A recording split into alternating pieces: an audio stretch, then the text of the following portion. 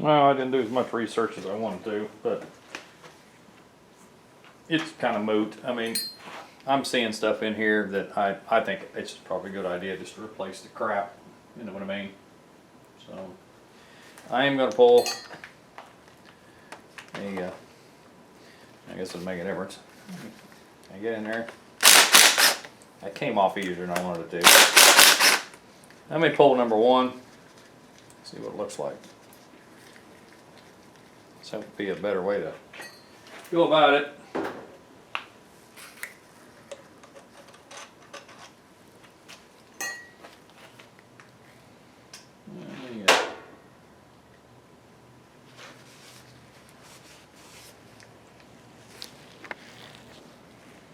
Oops, always backwards.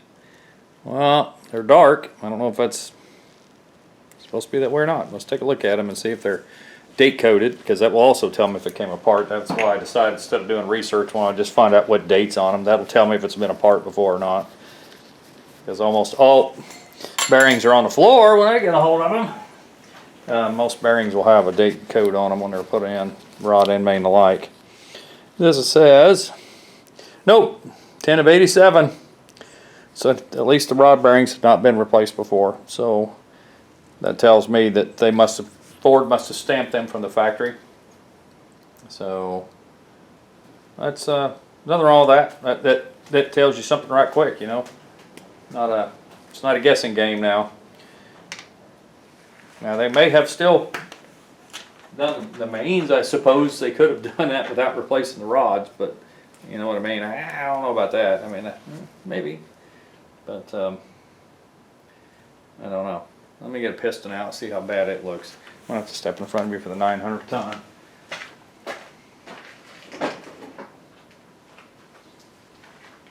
This is where you got to be careful not to mess up something. What I ought to do is run it down, spin the crank, and run it down.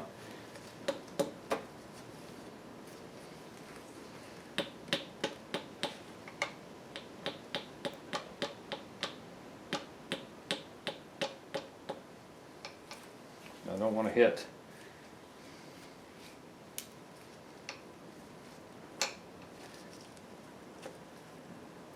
I have those caps that go over them. I suppose I should go get them, put them on.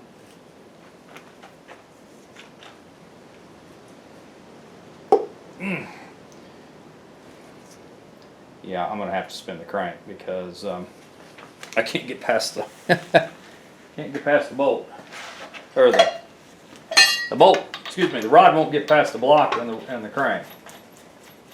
So I really need to spin it the opposite direction. So I know this is going to work out well now, ain't it? I wonder if I can do it by hand. Seeing as how it doesn't have anything in it. I don't want to put a pipe wrench on it. Come on. Or a pair of channel lock. Grief, what do I do? Leave these things outside. I'm not putting any pressure on it. Just trying to grab that keyway. Spin this just a bit. That's all I needed. Didn't hurt nothing. And if I did, I'll emery paper it. All those pieces of that gear stuff comes off there. Probably wouldn't hurt to have a little bit of something hanging it up. Walking by you again. That gave me enough room.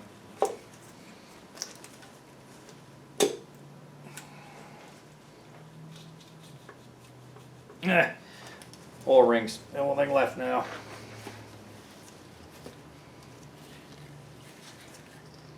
No, I can't get by that other rod. Well, that's handy. I don't really want to drop it because, like I said, I may end up having to reuse this stuff. I don't know yet. Depends on how bad it looks, you know. I don't know. Use my knee.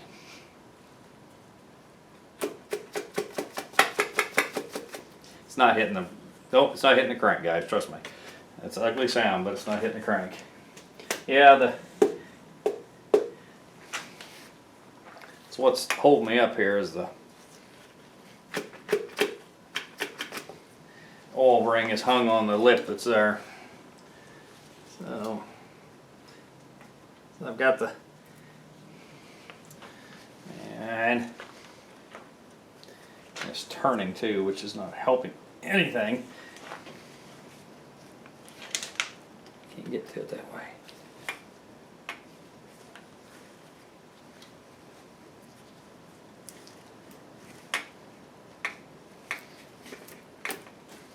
Yeah, I'm just having heck here trying to get this. I'm gonna step in front of you. Ain't no way around that.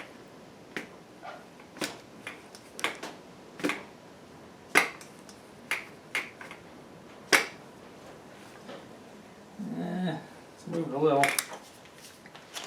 I'm gonna have to do something I want to do. Probably gonna break a ring. As long as I don't break a piston.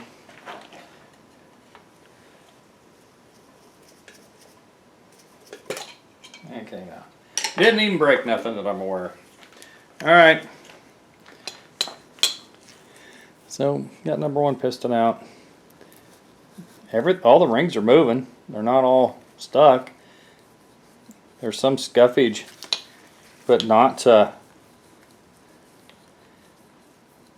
these don't look bad.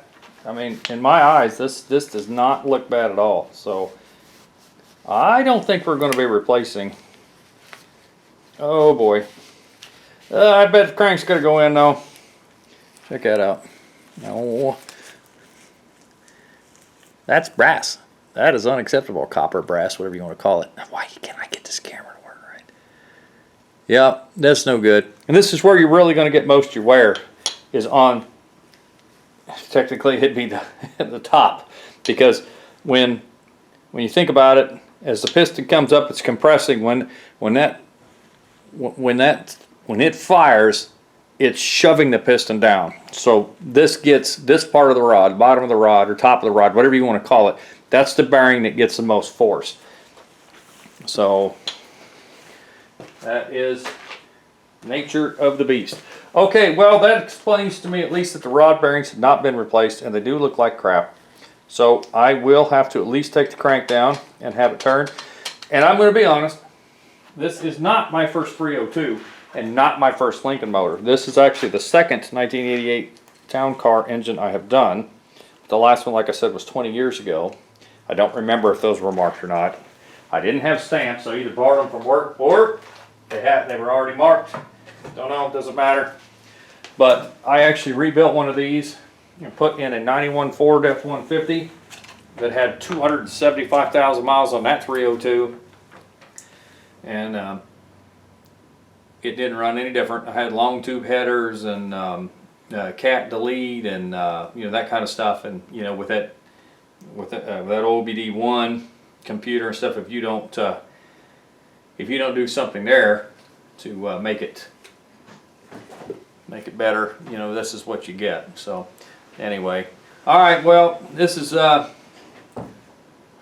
where we're at, and I will bring you back when I get this cleaned up. There's no sense in having you watch all this, pulling the crank and rods and stuff. If you want to watch any of that stuff, there's other people got videos, and I've got several on LS stuff. It's different, but it's the same. Crankshaft, 8 pistons, bolts. All right, bring you back. Just a quick add to this video. Crank's out now. I want to show you that bearing. That's crap. This one, showing wear, but not bad. I better back you up a bit. The thrust, it's got some garbage showing this side. Well, it's hard to see. It didn't look like it was hardly touching on that side. But you look on this side, and boy, she's shiny. So it was rubbing more on one side than the other. This one obviously had debris go through it. That's what the scratches are for, and that's your last one.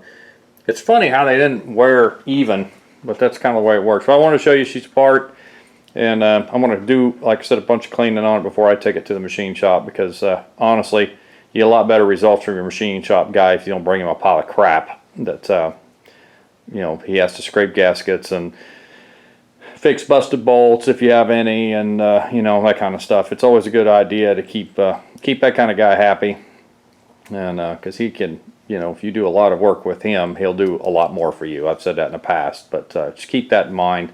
And I'm gonna pull all the bearings except the cam. I'm not gonna pull the soft plugs, but I am gonna get a set of those, and cam bearings I'll probably take to him separate.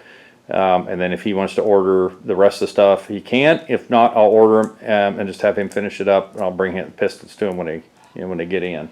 And it's just how it's just how we got to do it. Because I got a lot of parts, like I said. So all right, I'll bring you back.